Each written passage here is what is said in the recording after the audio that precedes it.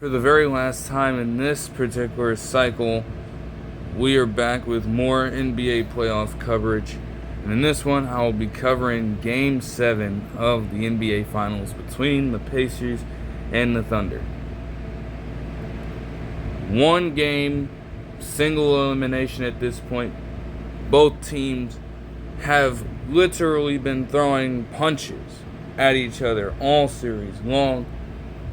And in Game 6, the Pacers got a loud one where they quite literally put themselves in great position to potentially win a Game 7. And at the very least, get here to push the Thunder closer to the brink of elimination. Meanwhile, the Thunder, being the best team in the regular season, reaching 80 wins overall prior to getting in the NBA Finals, are looking to uphold their reputation as the most dominant team in the league, and also become the second youngest team, as I stated in the last video, to win an NBA championship in the shot clock era. But they were going to have to overcome the team of destiny in the Pacers in this one.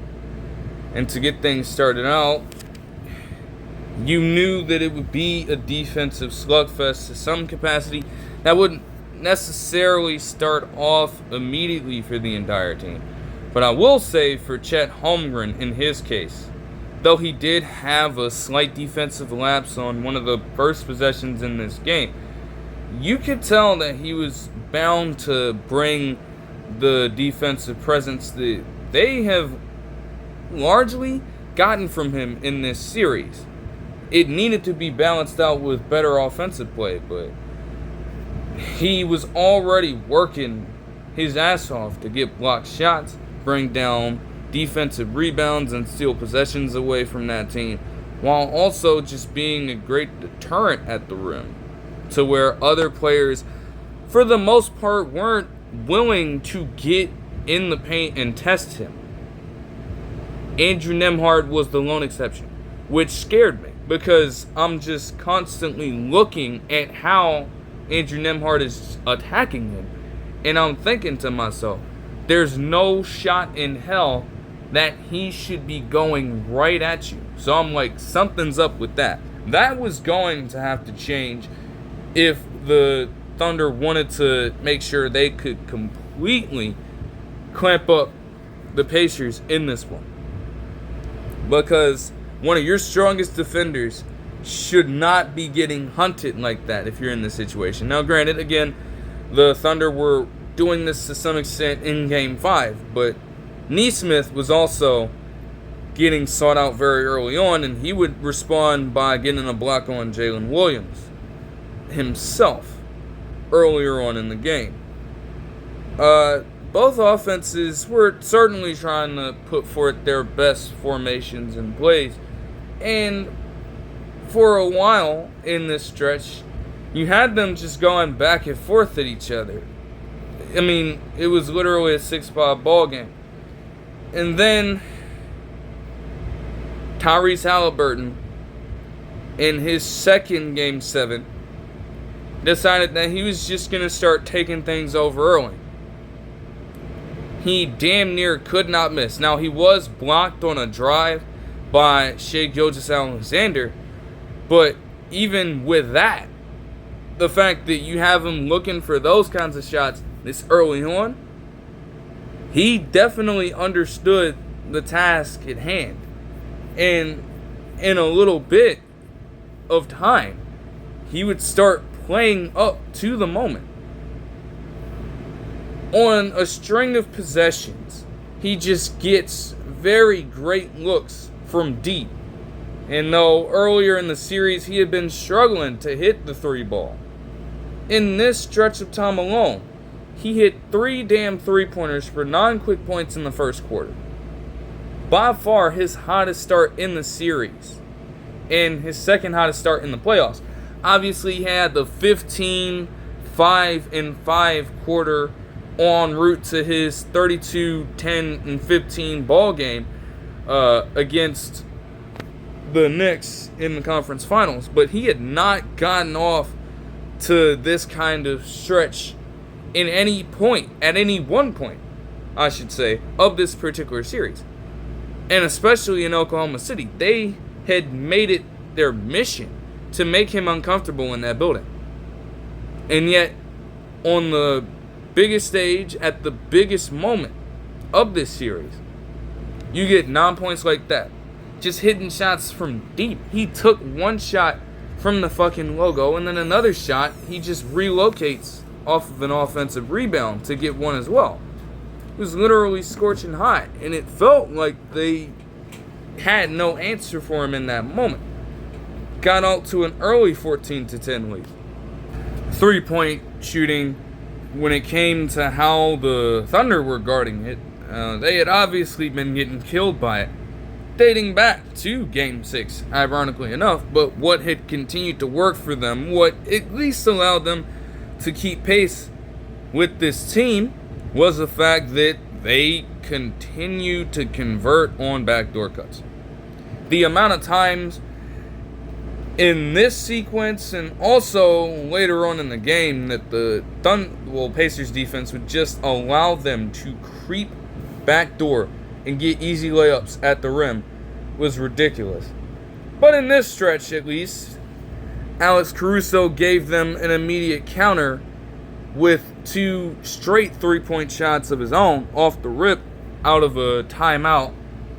And you would also have Luguentz Dort get a pretty damn good backdoor cut as well within this stretch of time, putting up a little reverse as well, which isn't really what I expected at all. But you gotta credit them for making that happen. Now the game was in slight favor of the Thunder, as Jalen Williams would help to take it over eventually. In the midst of all of this, they would start up that possession leading to that Jalen Williams dunk without Tyrese Haliburton on the court. And the reason for why that was is probably going to go down still, even after, less than a full 24 hours of that taking place. One of the most heartbreaking developments you will ever see happen live in an NBA game. And not even just any NBA game. We're talking about the NBA Finals. Haliburton's already coming into this game with a calf strain still. He's not necessarily 100%, but he is trying to be in the best condition that he can, willing to put it all on the line for this Game 7 to try and get the Pacers their first ever NBA championship as an organization. Obviously, the Thunder are searching for their first in this particular iteration of the team, but they've experienced this before. The city of Indianapolis has not seen an NBA champion. And so we're putting all that on the line, we're putting all of that into perspective, rather. Trying to get the job done. And he was playing well to start things out. Yet, on a drive with around 5 minutes left in the first quarter, as he tries to take on Shai Gilgeous-Alexander, he just slips and falls to the ground, at least when you look at it in real time, right? The game is moving fast. So in the moment, it just looks like he slips and falls on the ground. And he loses the basketball, and it leads to a dunk for Jalen Williams. But as all of this is taking place, you have Tyrese Haliburton down on the court the moment after he falls. He is pounding his hand on the floor in pain, screaming, probably crying, or at least getting ready to, in pain. because that's how bad it looks. Now, in the moment, nobody knew what was happening, but as they continued to replay it, it looked like a complete and total buckle near the heel of his foot. The same right leg that had been hindering him for a while was going to become even less functional, given what could have potentially taken place. And as a result, he literally could not pick up his right leg at all. He couldn't put any pressure on it whatsoever. So he needed assistance off of the court with the likes of James Johnson and other Indiana Pacers staffers on the sidelines. He was taken back to the locker room, and it would take a while for them to give us the status update. But he would be ruled out of the game with a right lower leg injury. Over the course of time, we would get more clarity on it, and I will be sure to note that when we get into all of the aftermath of the game. I want to at least cover what is actually going on in terms of the on-court developments. And given the severity of this injury, it would be, like, obviously it ties into the game. It happened during the course of action. But it would be a long process for me to go through the influence and impact that this has. So for the sake of that time, I gotta give all due respect and attention to what happened here in terms of the full 48 minutes of basketball. I don't want to take away from that or prolong that process, but I will definitely give it its due in post. He is out. The Pacers have gone through a lot, generally speaking, and he's definitely not the only player on this team who has missed time due to injury or will miss the rest of this particular game due to injury. I mean, for most of the season. Isaiah Jackson lost the rest of his season to a season-ending injury, and a lot of people are questioning right now, like, who the hell is Isaiah Jackson? One of their key pieces at the wing position has been out for all of this time, yet they've sustained. Jarris Walker in the last round obviously suffered that horrible injury, and he could not appear in this finals series at all. Yet he's still on the sideline doing what he can to cheer his team on. Obviously, given Haliburton's plight, he had to be taken back to the locker room. They weren't going to have him for the rest of the game, and they weren't going to have him on the sidelines. It was going to be on everybody on that court to take the mantle. It was next man up from there. It was definitely rough, and for both sides as well.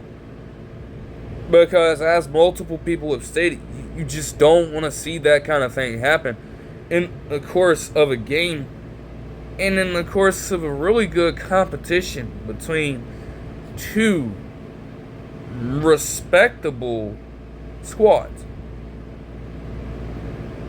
But they had to find a way. While the Thunder would take a slight advantage with Shai Gilgeous-Alexander starting to find his shot a little bit, because over the course of this time, he had also been struggling to be efficient from the field. But they were asking Shai Gilgeous-Alexander as well to start spreading the ball around a little bit, and he was successful in doing so. It didn't necessarily take away from him trying to make the most of his looks from the field. He was getting shots up, but they were not falling in the slightest, and that would sustain throughout the course of the game.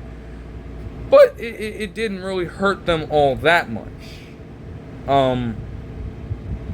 Even then, it was just a 3-point lead at the end of the first quarter as the Thunder were up 25 to 22. Pascal Siakam obviously brings championship experience to this squad and even a bit of vocal leadership as they detail throughout the course of the rest of this game, which is well appreciated given that your main guy in Haliburton is now out.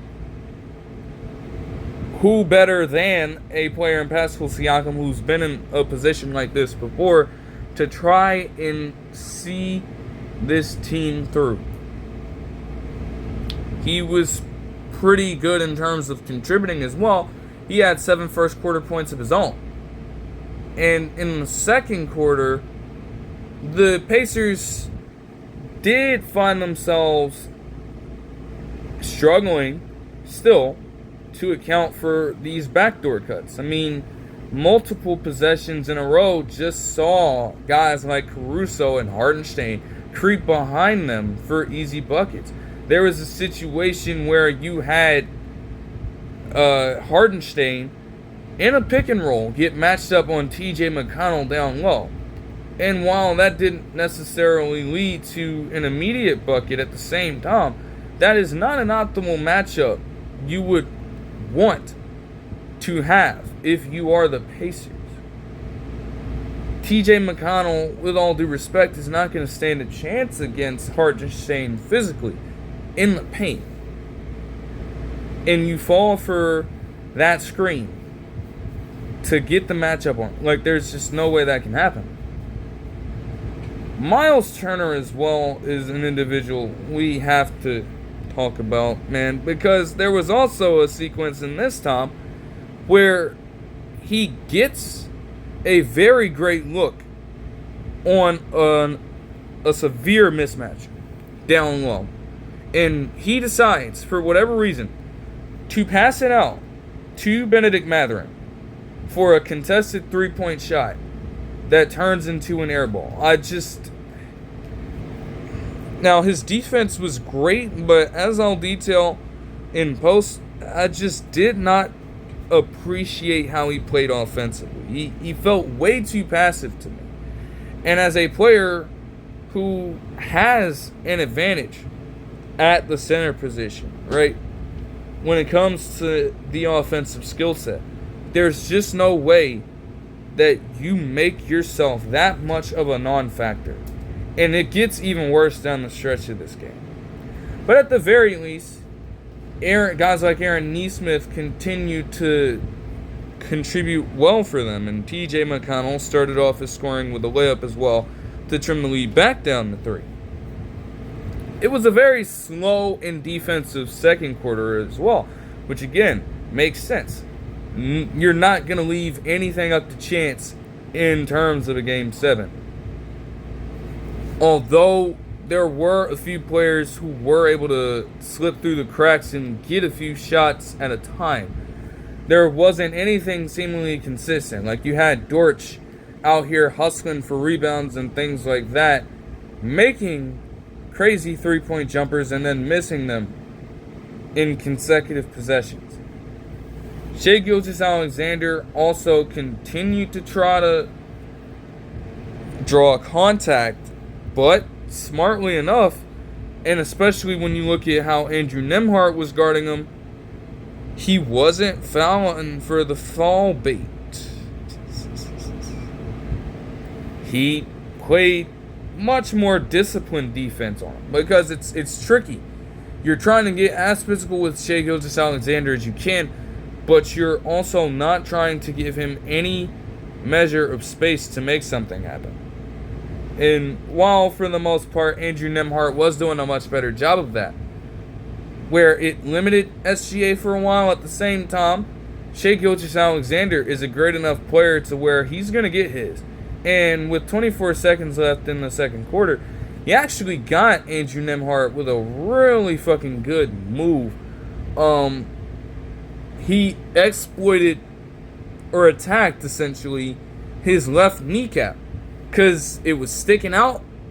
So SGA just spins right alongside it and draws contact for a foul to get himself a couple of free throws.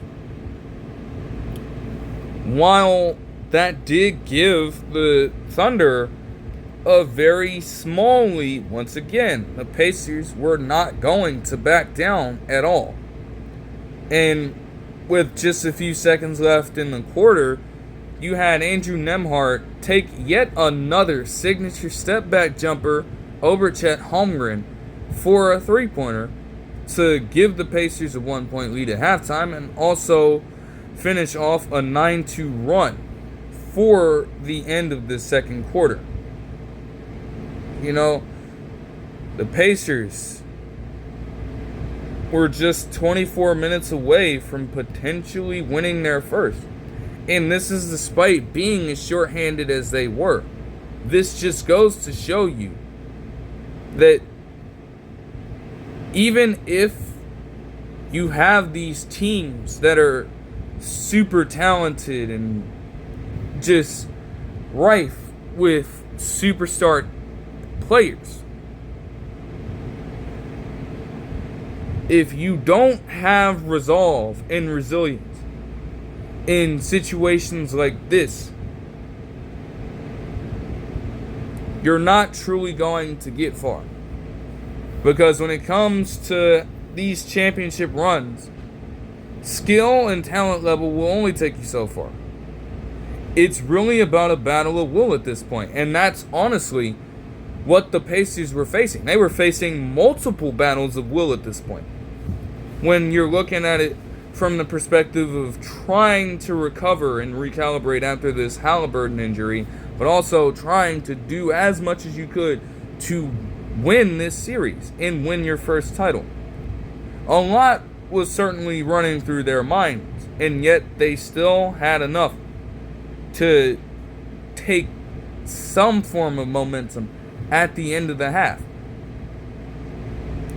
The Thunder as well were right on their backs. They didn't necessarily deliver any knockout punches, but they were right on their tail.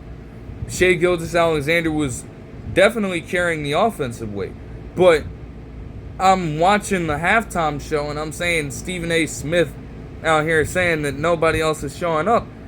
And I'm like, that's not fucking true, because when you look at what Cason Wallace and Alex Caruso were given to you off the bench on both sides of the basketball, this man Cason Wallace comes in here and is just hustling his ass off for offensive and defensive rebounds. And also, even when the Pacers are bringing down rebounds as well, he's jamming his hands in there and getting steals, forcing turnovers.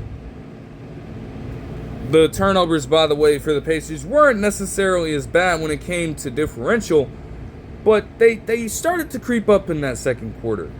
And, you know, for them, in this case, if they wanted to win this game, they were going to have to cut them down. And not just win this game, but win it convincingly.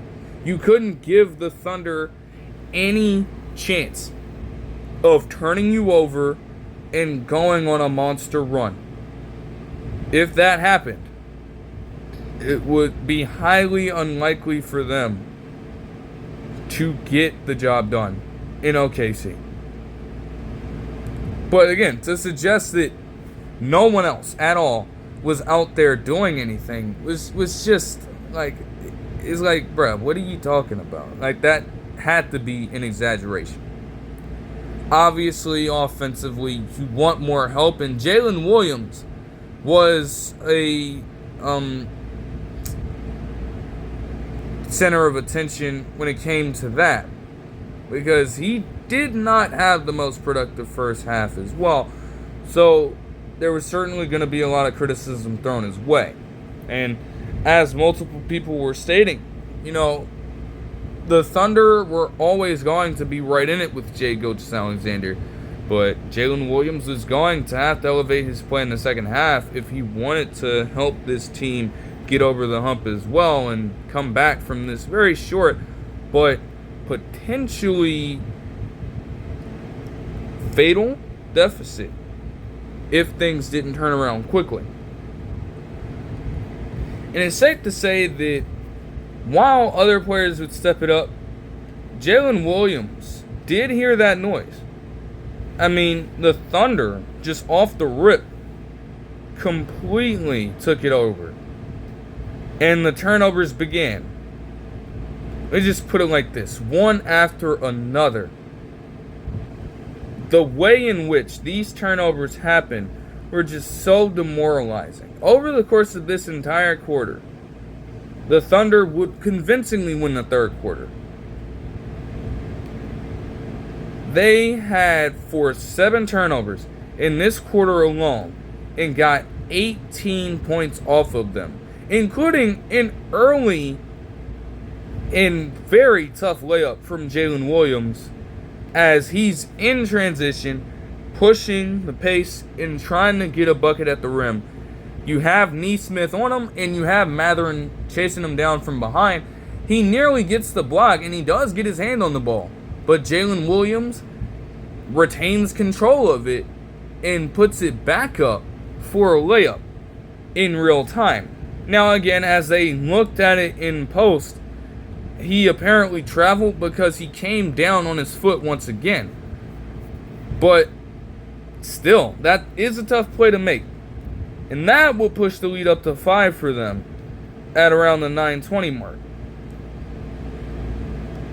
The Pacers would continue to fight as well, especially when you look at what TJ McConnell was doing. Yeah, Miles Turner got a 3-point shot here.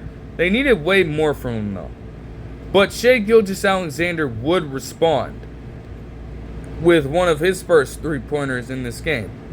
Which again, interestingly, when you look at his output, I was still just so confused and taken aback by how many 3-point shots and how consistently he shot them throughout the course of this game that he had. I'm like, there's just no way. I've never seen him take that many 3-point shots that frequently.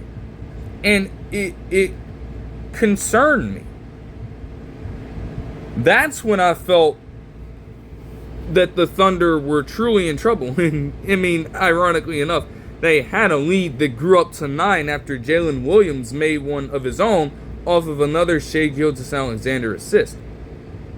Maybe he felt that the threat of him shooting 3-pointers was enough to get other guys open for potential makes of their own. And to an extent, that was the case. I mean, Chet Holmgren started to turn it up from deep himself.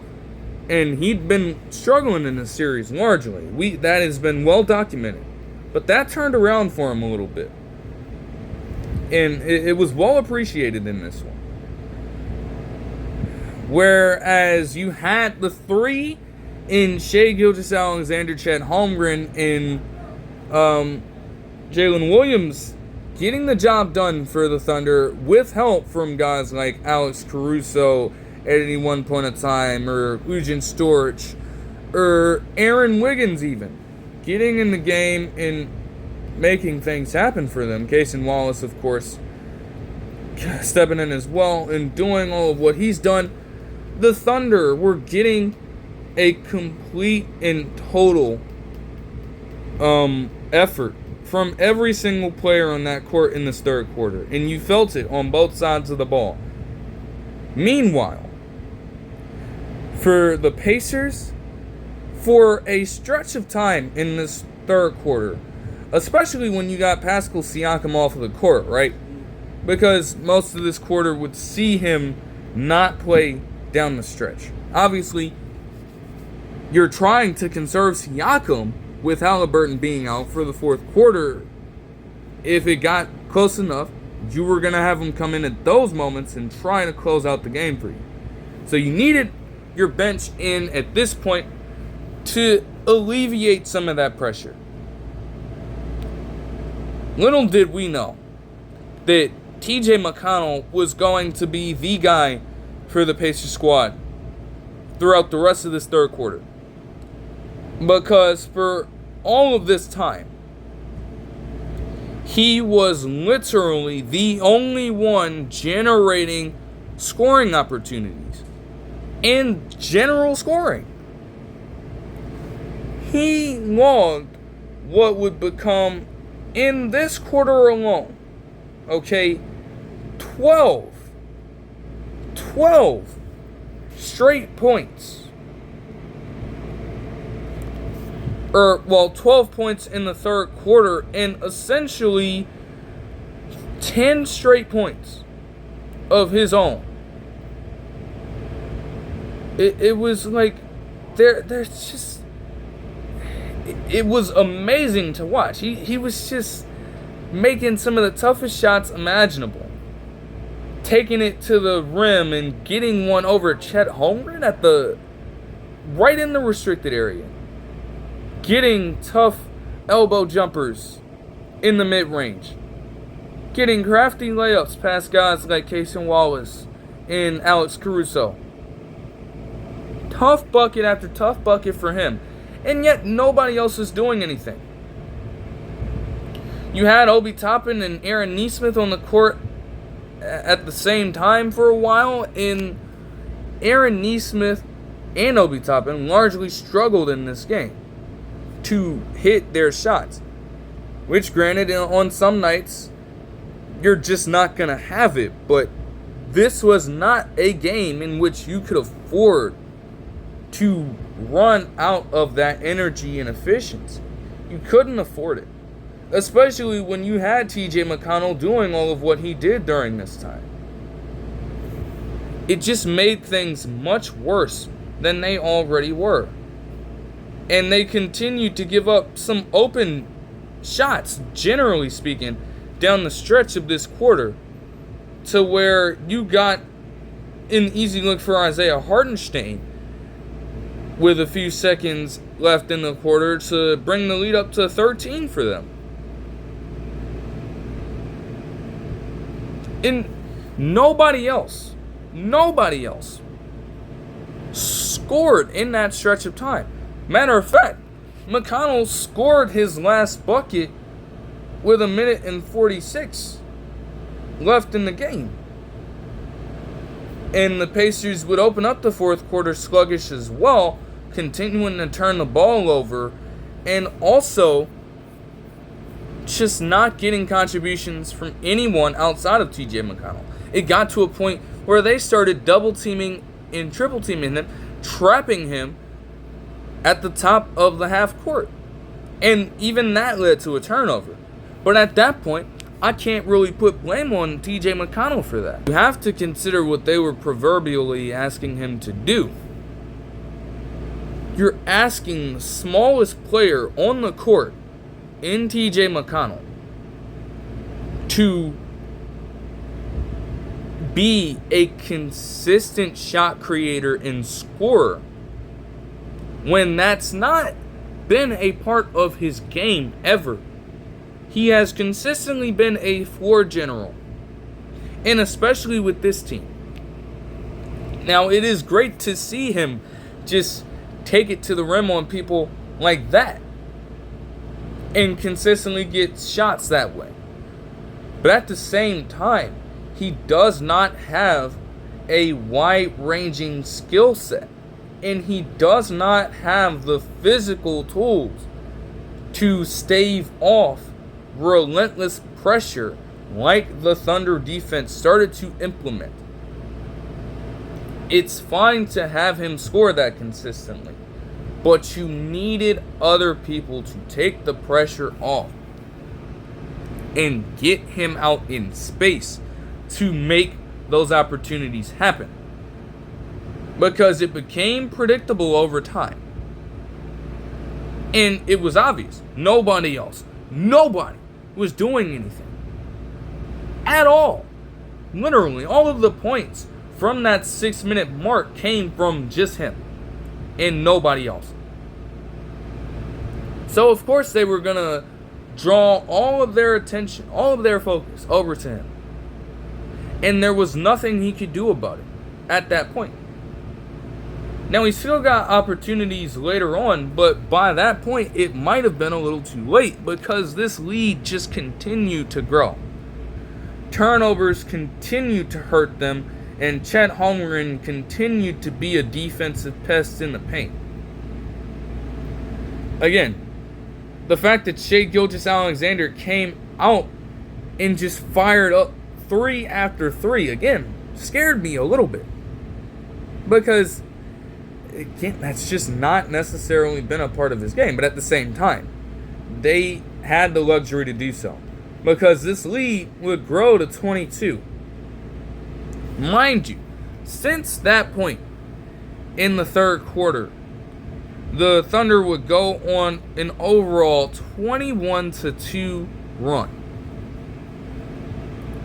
On top of all the turnovers, on top of the points off of turnovers that they had. Again, like I mentioned, 18 in that single quarter. The most ever in a single quarter in NBA Finals history. And let's just say that in the fourth quarter, from that very point on, while guys like Pascal Siakam and Benedict Mathurin with his 8 points in the fourth quarter would try to get them back into it. They tried.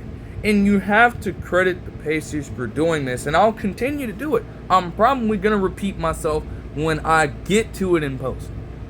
They fought for as long and as hard as they could.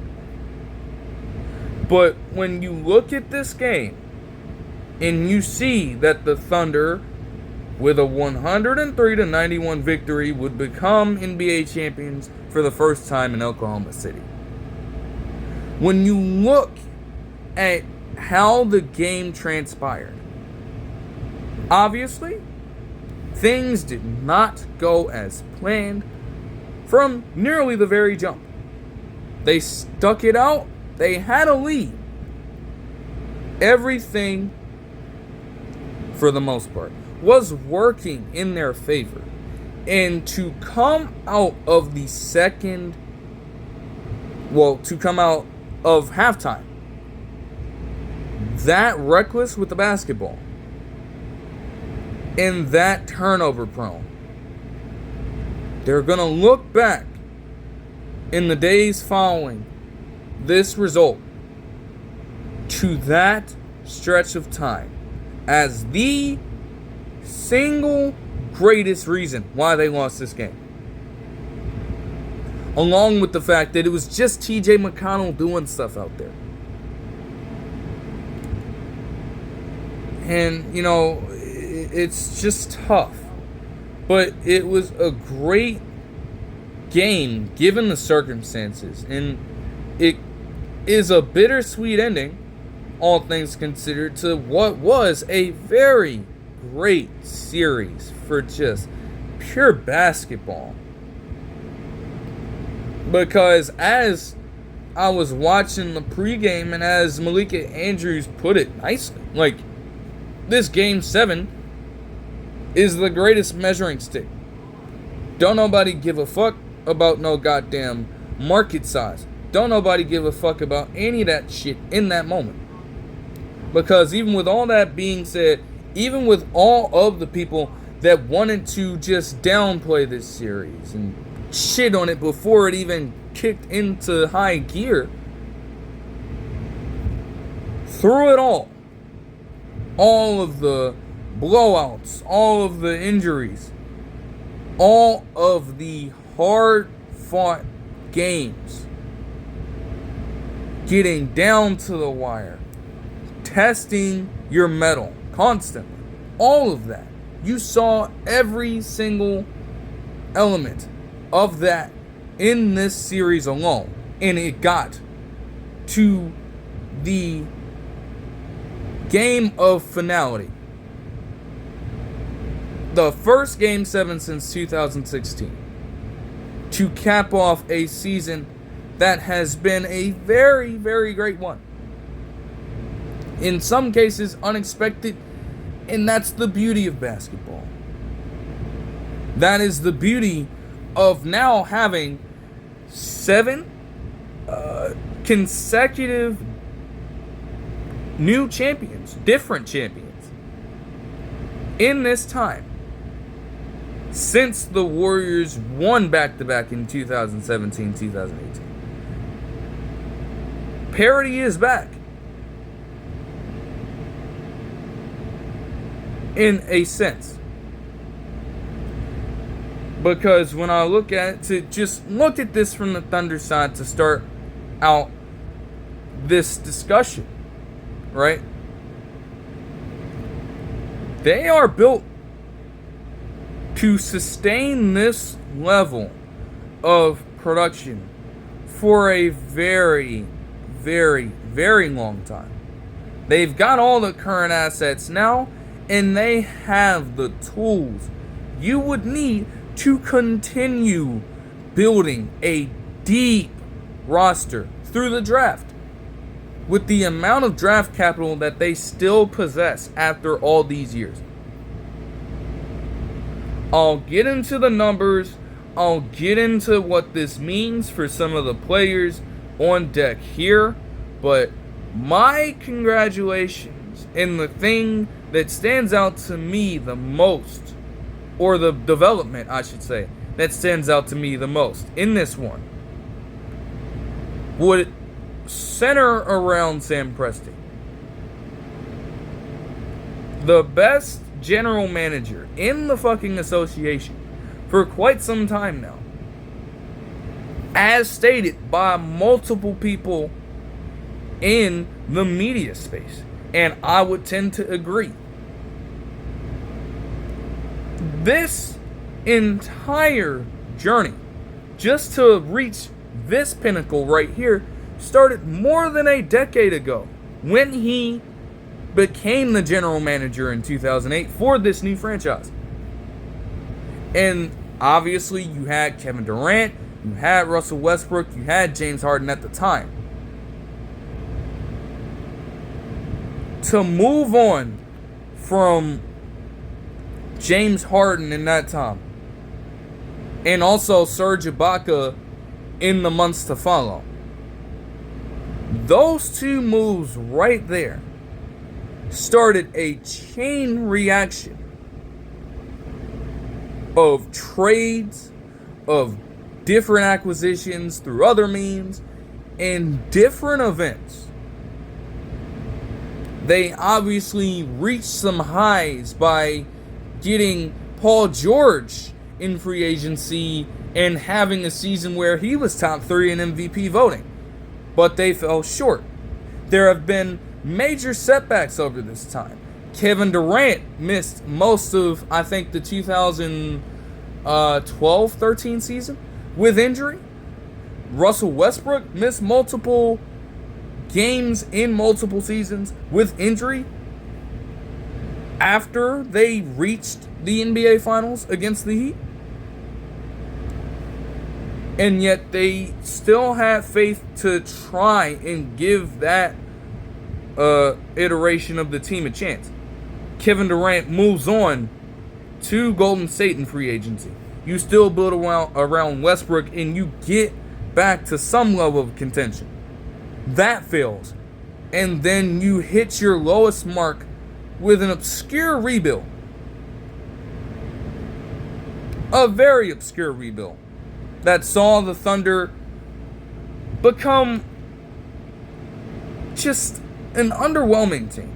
I won't necessarily say bottom feeders, but they were clearly not where they were wanted to be. Then you go out and you get Chris Paul, you pick back up Shai Gilgeous-Alexander in that trade that sent away Paul George to the Clippers. And that started everything. The perfect mentor to a young, raw point guard with a lanky build out of Kentucky, standing at 6'6", with less than 200 pounds on him. The perfect mentor. And Shai Gilgeous-Alexander, in his presser, stated just how influential Chris Paul was to his progression. And from then on, season after season after season of not necessarily performing to the best extent, but capitalizing on these different trades to acquire future assets on top of future assets. And then ultimately landing guys like Chet Holmgren and Jalen Williams in just the 2022 draft alone. Getting Luguentz Dort in UDFA, or I think the second round, getting him late like that. And now he's one of your most important players in this. Getting yourself up to a point where you could then trade for guys like Alex Caruso and Isaiah Hartenstein in the offseason to continue leveling up your roster.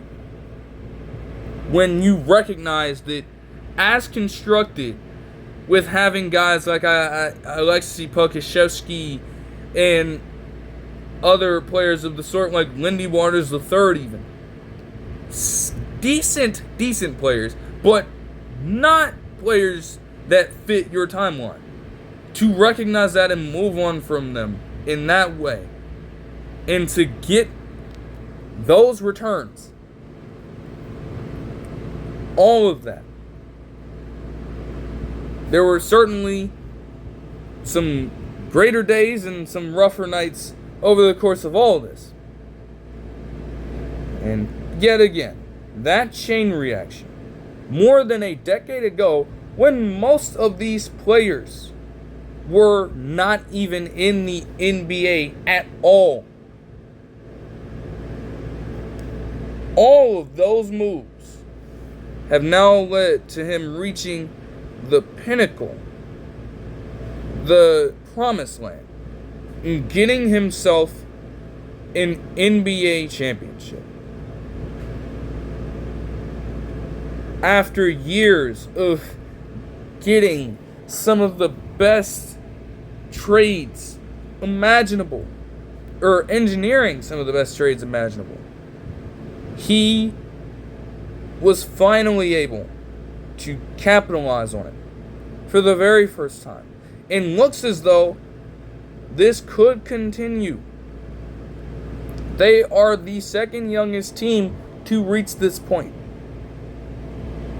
They could just be getting started. And even before all of this came to fruition, I was saying this for quite a while. You can go a few years back, even when I wasn't necessarily covering them. I kept saying it. They have the potential to be a dynasty within the next few years. And it's quite possible that they could be on that trajectory. Now, I'm not necessarily going to be like these people on these sports shows as well, because, again, I'm watching First Take and things like that earlier, and they're talking about how many championships do you think that they can get. I'm not going to be that irresponsible to project championships on this team right now. I was like, that's just a horrible question to bring up right now. Let them enjoy and soak in this first one that they've had with this group. Let them enjoy that. You can't take that away from them by just trying to reach into that kind of talk so quickly. It is so irresponsible to do that. I'm just not going to join into that. But they are primed, I will say. They are very primed to do this for the long term. When you look at a player like Shai Gilgeous-Alexander, as a foreign prospect and as, again, a raw talent coming into the NBA, to be punted on by the Hornets in the draft, which, the Hornets are certainly kicking themselves right now, by the way. But fuck the Hornets. They're not even going to reach this point anyway. To have them give up on you that early on, and then to stick it out with the Clippers for a little bit, put up raw numbers there, but have them show you that they didn't necessarily have all that faith in you, and just have them move on from you like that. To join this Thunder team at that age, at that stage of your career, and turn it into one of the greatest seasons for any player of all time. No matter how you want to look at it. You want to look at numbers or total points? He got the scoring title. he scored the second most points over the course of an entire season in NBA history behind Michael Jordan in the shot clock era. I think, like 35 points behind him with 3,172. Major stuff. You want to look at his contribution in this game? He didn't have a 30-point output. And 8 for 27 shooting with 2 of 12 shooting from deep is fucking crazy in an elimination game. But at the same time, everything else he did exceptionally well.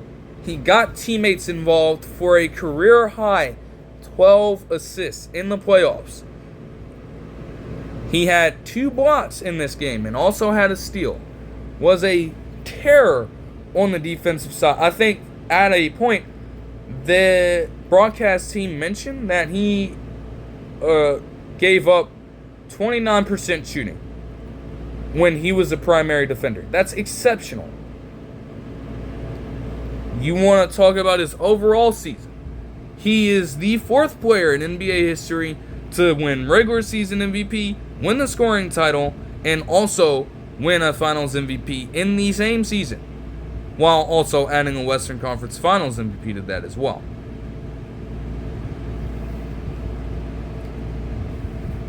Just a great all-around season for him. And no matter what you want to say about his playing style, you can't deny that he has now parlayed that into his very first NBA title. The same can be said when you look at Jalen Williams.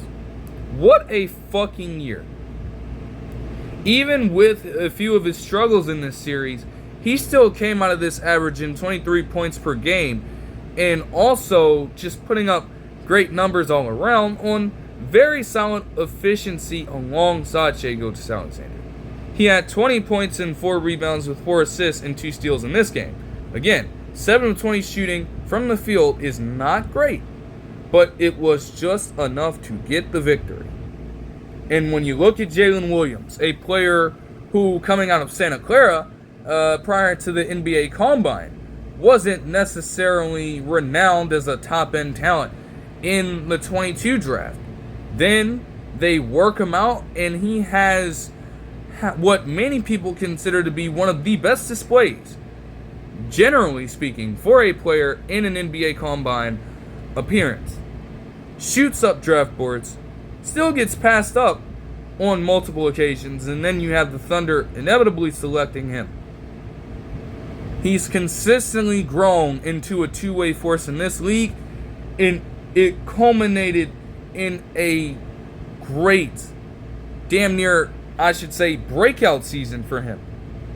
An all-star for the very first time, all-NBA third-team member, all-NBA defensive member, and now you can add an NBA championship to his resume as well. And you know what kind of impact you have on your team when you can have Shai Gilgeous-Alexander, as he is doing the interview after getting the Finals MVP.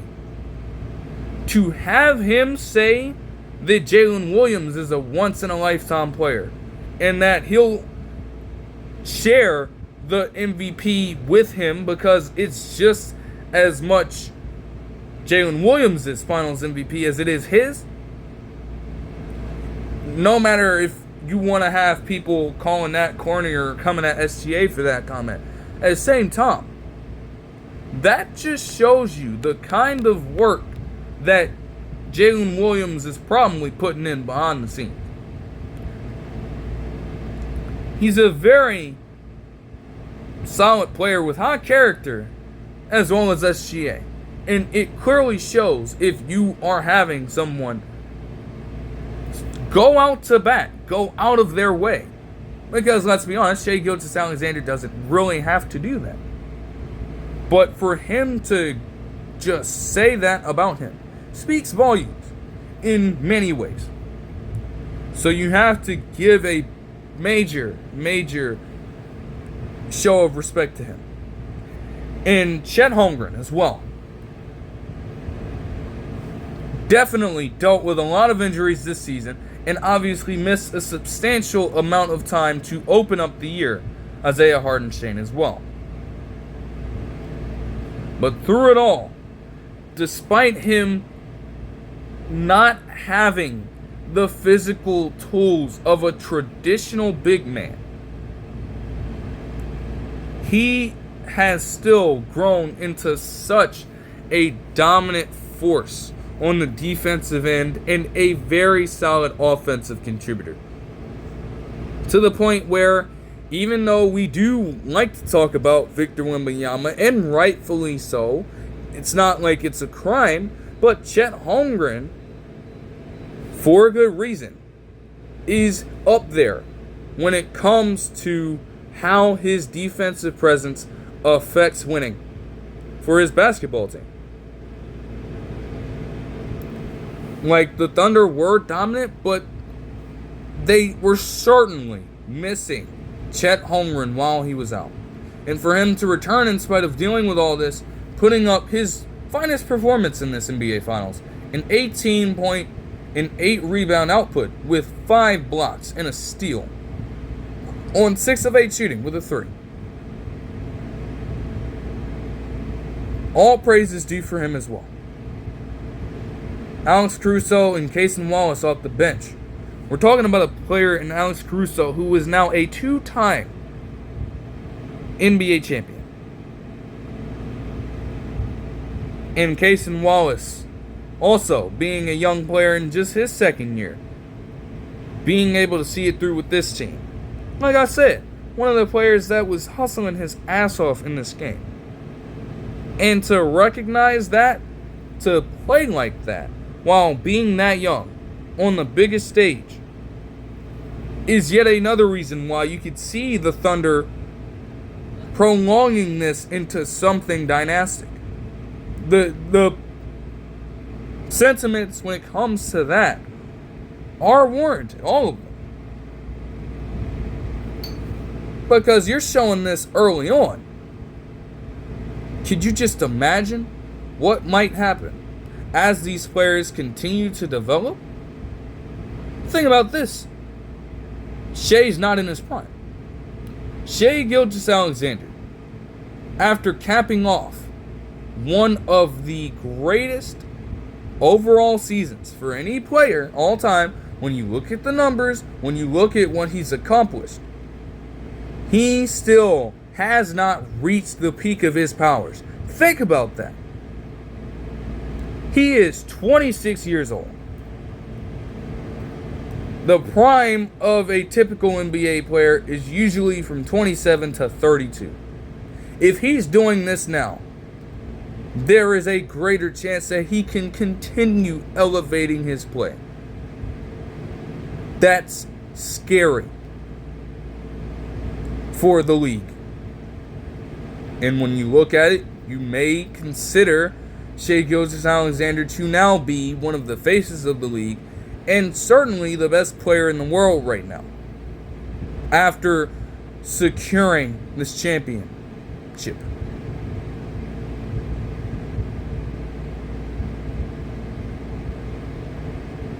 So, you have to give the Thunder respect here. Oh, and by the way, if we're looking to invalidate this championship by any means, I'm just not going to stand for it. Because you're going to have people coming out of the woodworks talking about the fact that Ja Morant got hurt in round 1, that Aaron Gordon and Michael Porter Jr. were banged up in the conference semifinals, and that, honestly, the Timberwolves were just overwhelmed in that series. I'm not even about to make the argument that they were dealing with injuries. To an extent, they probably were down the stretch of that series, but at the same time, the way that they closed that series out, I'm not even about to make an excuse for them. But people are going to go out of the woodworks and out of their way to just make these asinine claims about how the Thunder didn't necessarily earn this at all, about how this wasn't an ethical NBA championship. Dumb shit like that. And obviously, the injury on the Pacers side doesn't help.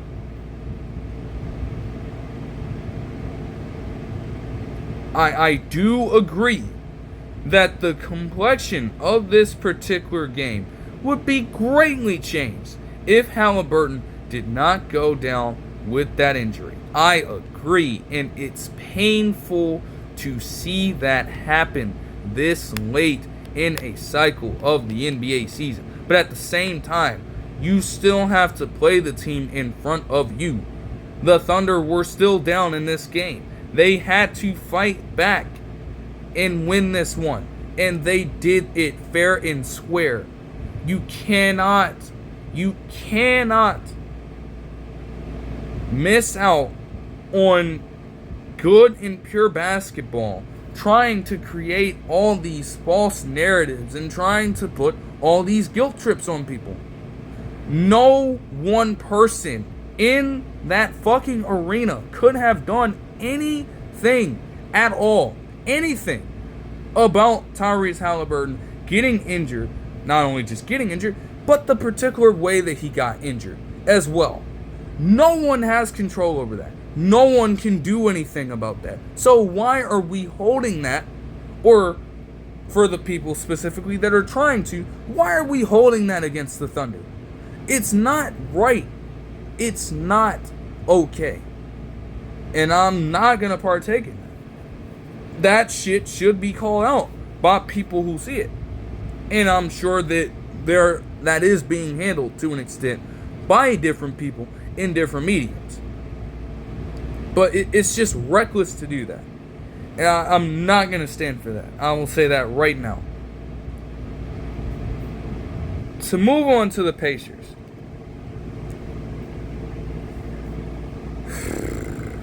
And to move on to Tyrese Haliburton.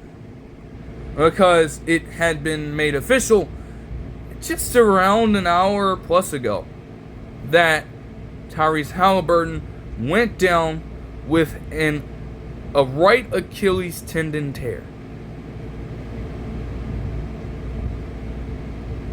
It fucking sucks still to this moment. Again, less than 24 hours afterwards. It fucking sucks.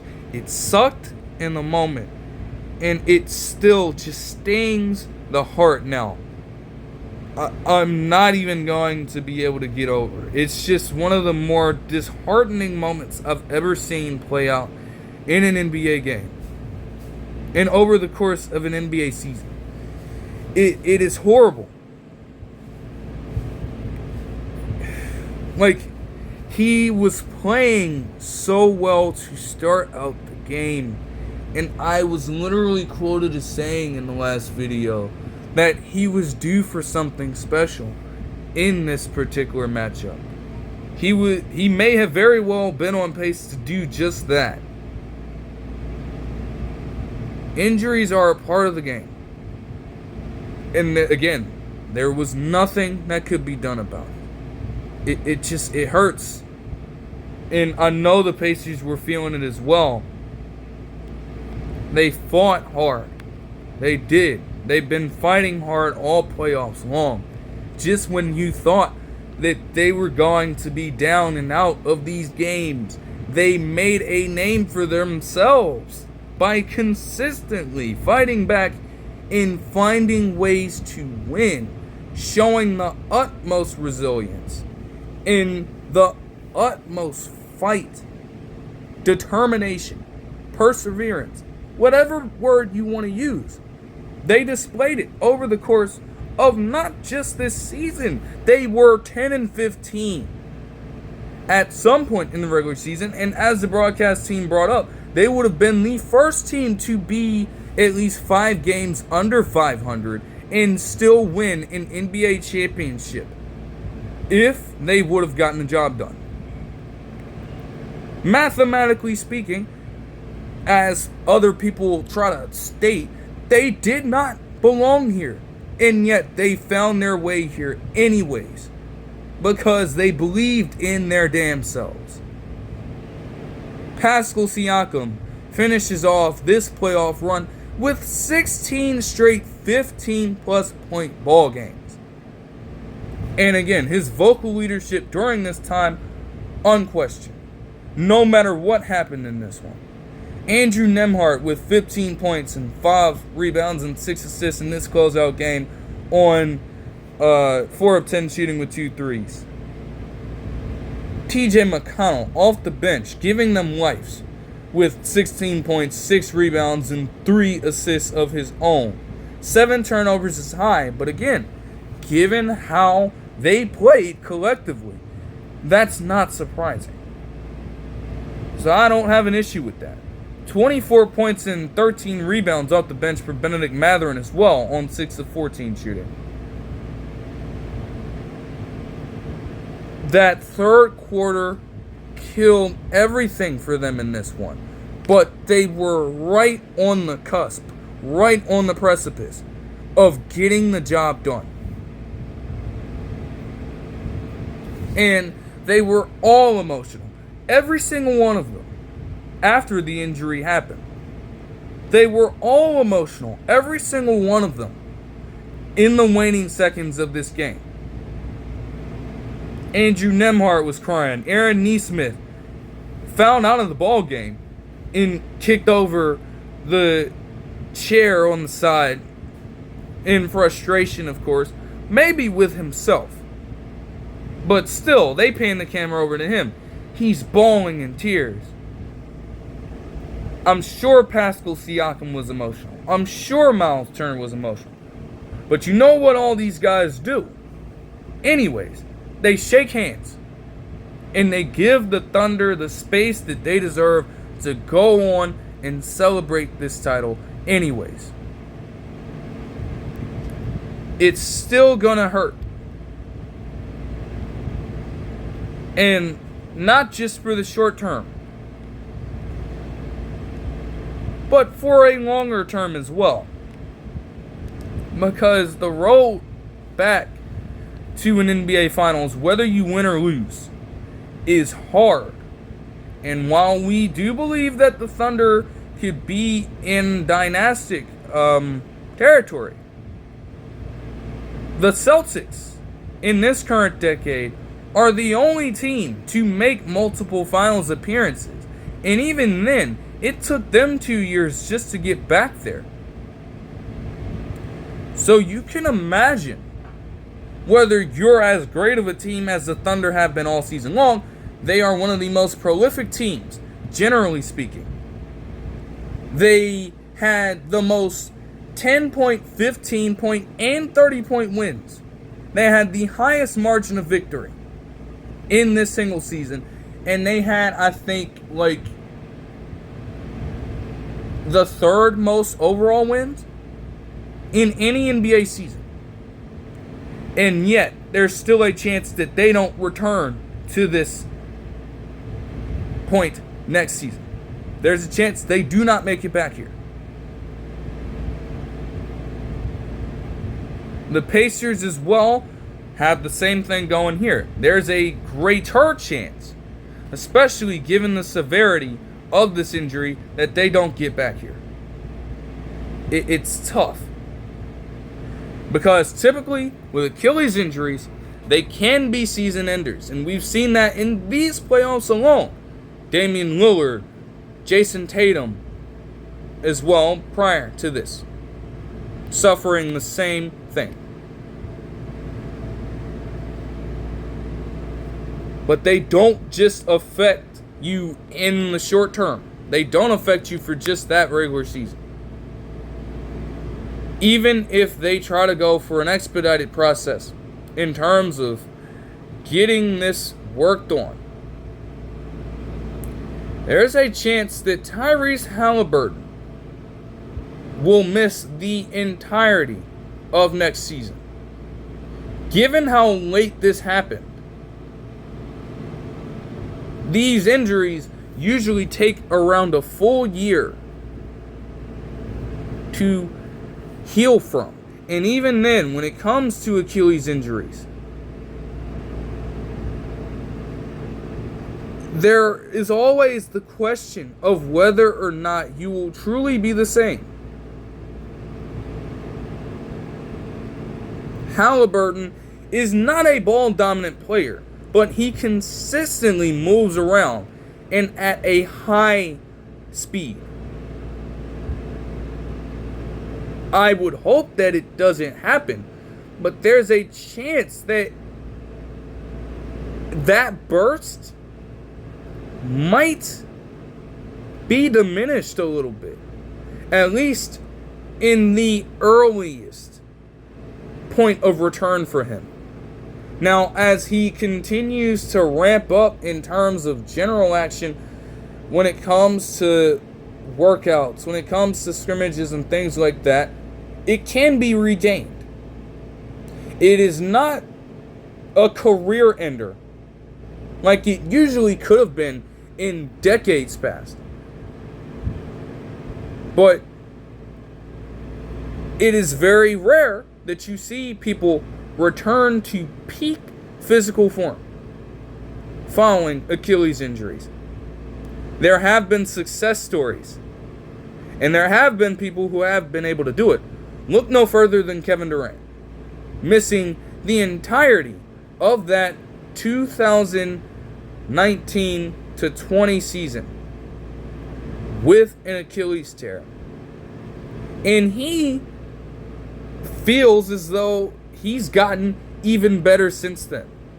Now reaching the 30,000 point milestone at the age of 37.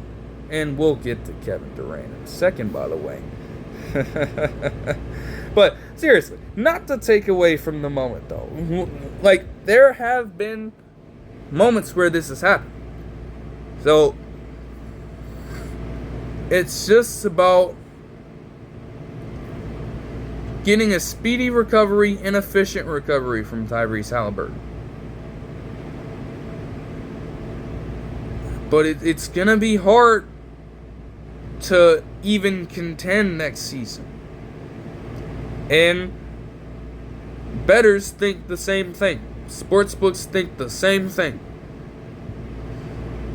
Given what he's dealing with, the odds shifted from 10-1 championship odds for the Pacers to 40-1.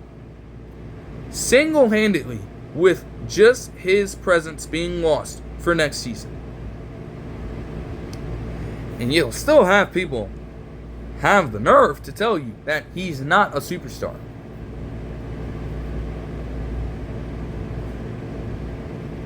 His presence alone is damn near everything to this team and a large part of what they do. When it comes to the overall scoring, the playmaking, the facilitating, the personality he brings to the team, the gravity, the clutch shot making that he has shown time and again through his Pacers tenure. It is so heavily important to this team, and they're going to severely miss it in this next season. But if you are them, as I've stated repeatedly, if you are them, you cannot blow it up. You can't even think about that. You get that fucking close to an NBA title as constructed.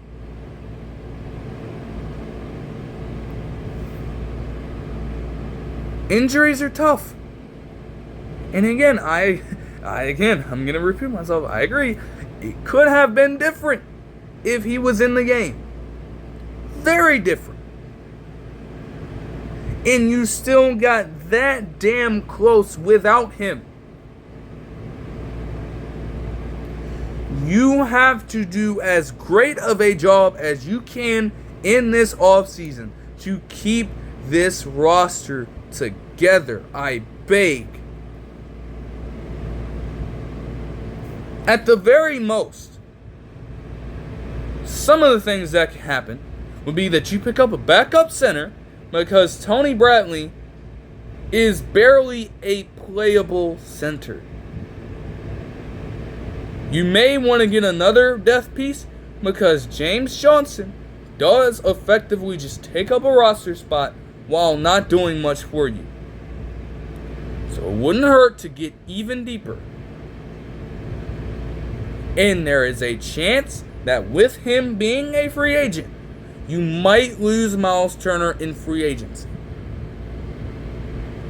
And with what he did in this game on offense, there could be some thought that creeps in about that. Because, like I said, he was just not a great player on offense in this game. He struggled mightily in this series with efficiency. But in this game in particular, oh my goodness, it was not good, okay? It got so bad that they could not bring him in clutch time. They opted for a different lineup. We're talking about the longest tenured Pacer on this team. Through all the trade rumors, he's remained a part of this squad. And with a chance to win it all in Game 7 for your first ever title, you put up just 6 points on 4 shots with 4 rebounds.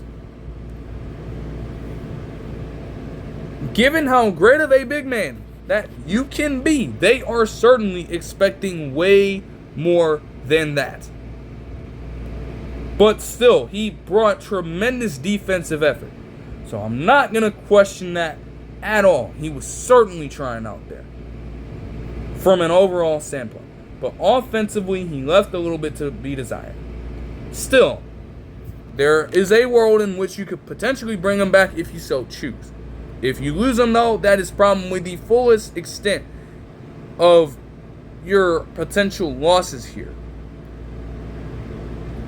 Outside of those few things, though, they need to keep this roster together. And with some of the younger players that they have as well, potentially getting a chance for more minutes, given Haliburton's injury, you at least have a chance to see what they can offer you now in this next season. You expect Andrew Nembhard to take on the point guard role. Benedict Mathurin probably gets elevated into the shooting guard spot for next season. And TJ McConnell is probably your 6th man off the bench in this situation. It's a long road back, and it's going to be tough sailing without Tyrese Haliburton. But the game plan for next season effectively starts right now. In terms of laying down a core identity that you are looking for when it comes to how you want to approach next year.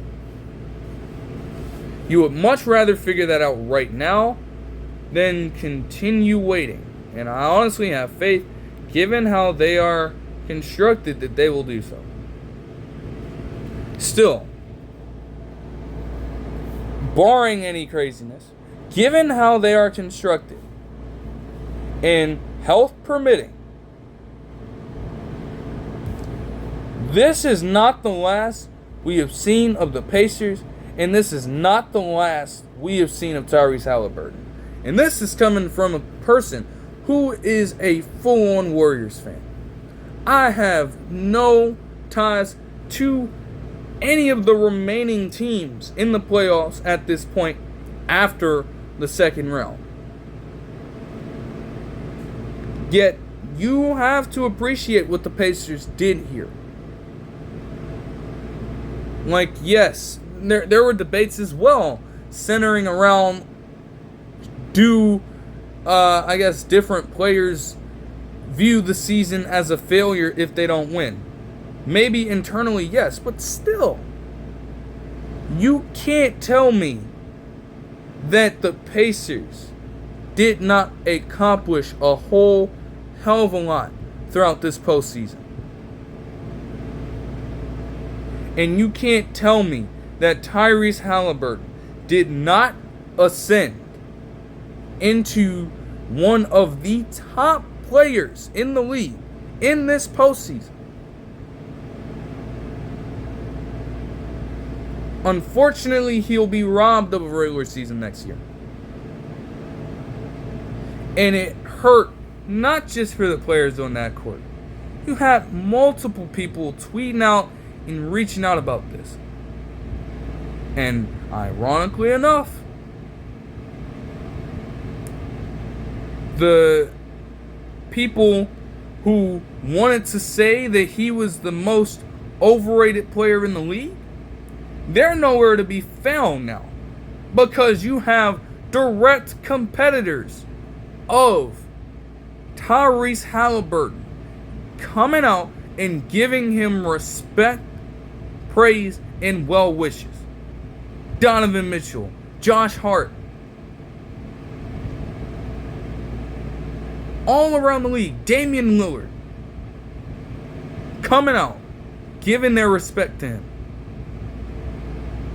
And that respect was earned, not given. He earned that shit throughout this entire postseason. And the Pacers have certainly made a name for themselves. They may not necessarily get back into playoff contention. It might be hard to do so. But at some point down the line, with a fully healthy squad and a Haliburton that will only get better and better as the years come, hopefully, they will be back.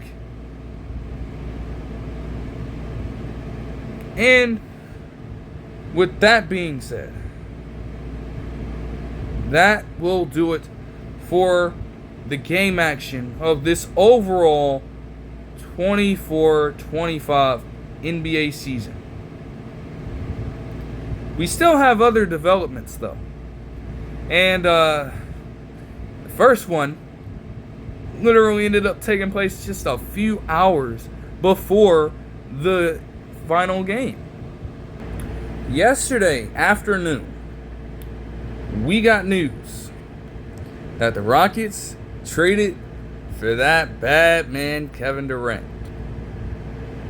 in a move that sent Jalen Green, Dillon Brooks, and 6 total draft picks, including 5 second-rounders and their number 10 overall pick in the draft that's literally on fucking Wednesday. They sent it over to the Suns in exchange for a player who is still a great scorer and an undeniable closer down the stretch. The Rockets, throughout that postseason run, while they relied on Schengen heavily, and while they relied on Fred VanVleet heavily, their ability to close was not consistent whatsoever. Jalen Green also struggled mightily in that series. He wasn't efficient, he wasn't consistent, and when push came to shove, when it came to closing out ball games, they were not looking his way at all. So while it's tough, I mean, you paid him a 3-year, $106 million rookie contract extension to open up the season. So to move on from him this early on at the age of 23 is certainly tough. But at the same time, when you're getting a guy like Kevin Durant in return that can still give you 25 points per game in his fucking sleep at the age of 37, you swing for the fucking fences and you take that. You will take it. Now again, when it comes to defense, it's not necessarily going to be an issue. You're not going to get a whole bunch of it out of him. He's still got a skinny frame, so he can still get picked on in that sense. And also, when it comes to just generally moving around for those kinds of possessions, right? He's not the same in terms of, I guess, physical capability as he once was. Speed isn't necessarily going to be the same. Lateral quickness is necessary. Like, it's not going to be the same at all. It's going to be weakened a little bit. But what he makes up for in terms of a lack of defense, he certainly makes up for on the offensive side of the ball. And the Rockets are a team that is perfectly constructed around that. Like, even if Kevin Durant has those weaknesses, okay, you still retained Jabari Smith Jr. You still retained Amen Thompson. You still retain Tari Eason. You still have Cameron Whitmore. You still have Reed Shepherd. And that is what makes this move so damn crazy for the Rockets. Because when you really look at it, the way that they're built right now, they're looking to capitalize this into championships. They could care less about that number 10 pick right now. And one of these picks as well are the Suns' own draft pick. So that at least helps Phoenix out to that extent. But to make a move for a superstar like that and not even give up any of your young assets that you were certain about is fucking elite. And that's why people are saying that the Rockets won this trade. All of the key pieces that you know they would still need are there. And it's been a chain reaction ever since the playoffs ended for them. I mean, think about it. You get Steven Adams re-signed. That was very huge. You re-sign Ime Udoka for the long term in the wake of the New York coach search. Very huge once again. And you follow that up ultimately with this move right here.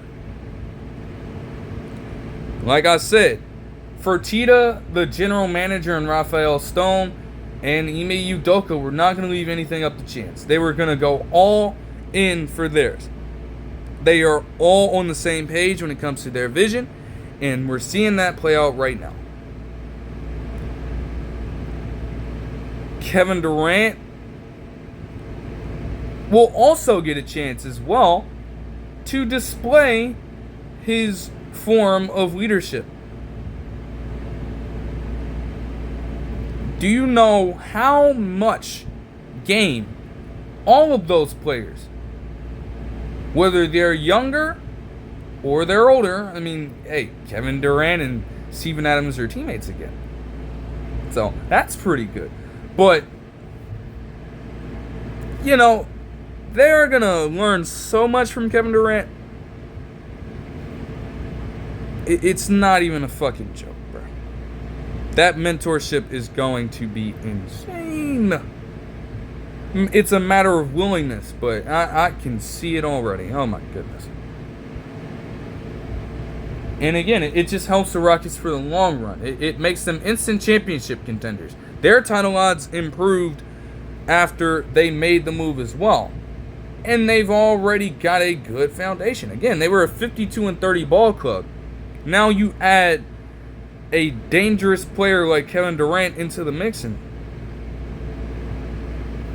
man, there's a chance for them to do some great things. As for the Suns, getting your draft capital in order is fine, and especially when it comes to getting back your own pick. Like that's major. So you, at least from that side, look at that as a plus. Dillon Brooks would probably fill in for Royce O'Neal. I don't see any reason why he would remain a part of that team when Dillon Brooks is younger and does the same thing that Royce O'Neal does, but honestly, depending on who you ask, better and more efficient. So that defense will at least get a huge boost in a player like him.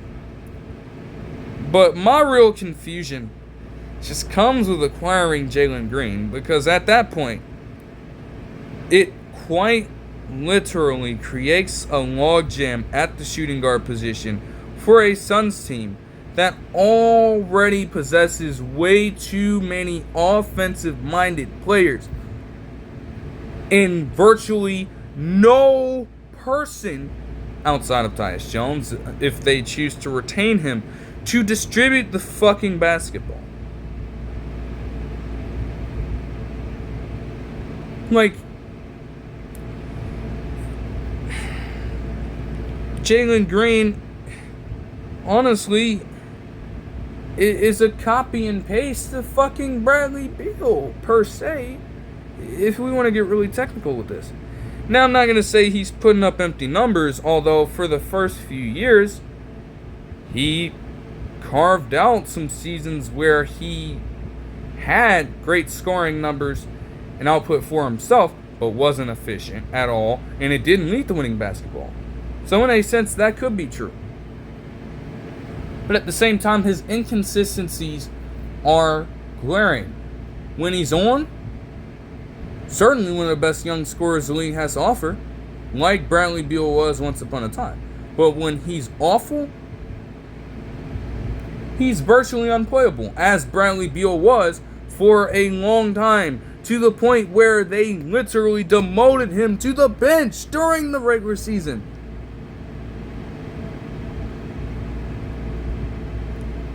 Nonetheless, Jalen Green is still a very young player who has room to learn and grow. And the upside is there. The potential is there. But, man, you are going to have to learn a lot from Devin Booker. And again, that's also not only going to be a matter of willingness, but I do also question what this means for Devin Booker now. Like, you have 3 shooting guards there. I can't imagine that you're going to want to retain all of them. The optimal move would be to get out of Bradley Beal's terrible deal. He doesn't view it as a terrible deal. He gets to poach all their money. But you want to get out of that. He's not opting out of his no trade clause. Like, this is a man who was literally on record saying prior to getting picked up by the Suns that no other team around the league wanted him. No other team around the league wanted him during that 2022 offseason. Nobody. So what makes you believe that in a few years' time, with him putting up way worse production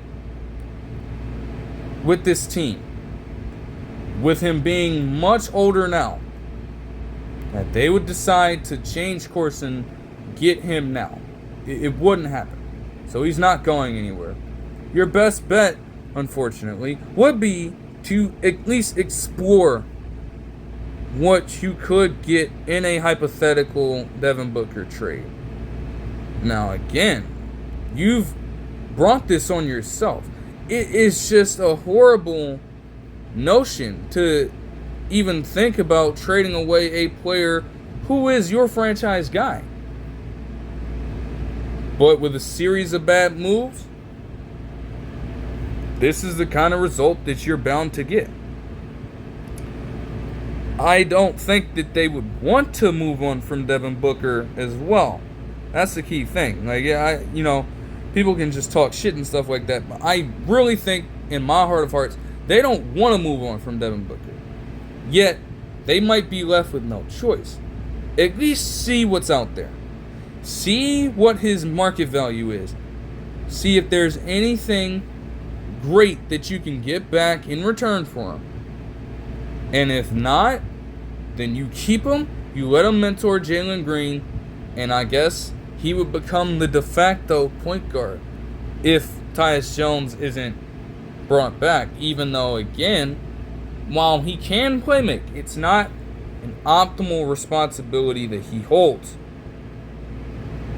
But if there is something great in return of a hypothetical trade for him, you pull that trigger and you do it. Because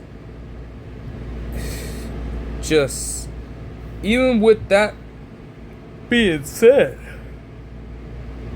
like, the fact that 5 of these picks are second rounders means that you're still not really getting a whole lot in terms of potential draft assets down the line.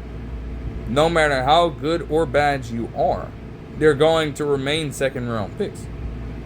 And we don't necessarily know right now how stacked these draft classes could be in the future. So you are still in a spot where you have to try and be a competent basketball team. You can't continue to have these stretches where you're just underperforming on a season-by-season basis. Although at the same time, in losing Kevin Durant, expectations for a potential championship might be virtually gone at this point when you look at that organization.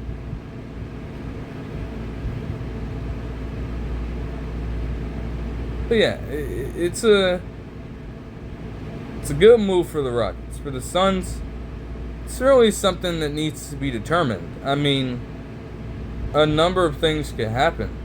You know, they could trade this number 10 pick. They could trade Devin Booker. They could pull off a draft day trade. We are only just 2 days away from the NBA draft. But how they perform in it is going to determine a lot about this. Because if they keep it, and if you can draft somebody really good, that's a start at least to being in business. Now again, you know, when it comes to the class, obviously the top 3 to 5 picks when it comes to potential prospects stand out the most and stand out far above the rest. But it's still a pretty deep class all around. So if there's a great talent at number 10 that you can get your hands on, I think you do keep that pick and you take your chances. Because you really should be thankful to even have that pick back in your pocket. And then earlier on, the Nuggets would name a guy by the name of Ben Tenzer. Pretty fucking crazy name, by the way, as the new vice president of basketball operations for the Nuggets. And John Wallace would also be named as the new vice president of player personnel, or executive of player personnel, I think. So those were just a couple of things that happened, but that'll do it for this one. I hope you guys enjoyed the video, and I'll see you guys in the next one. Peace.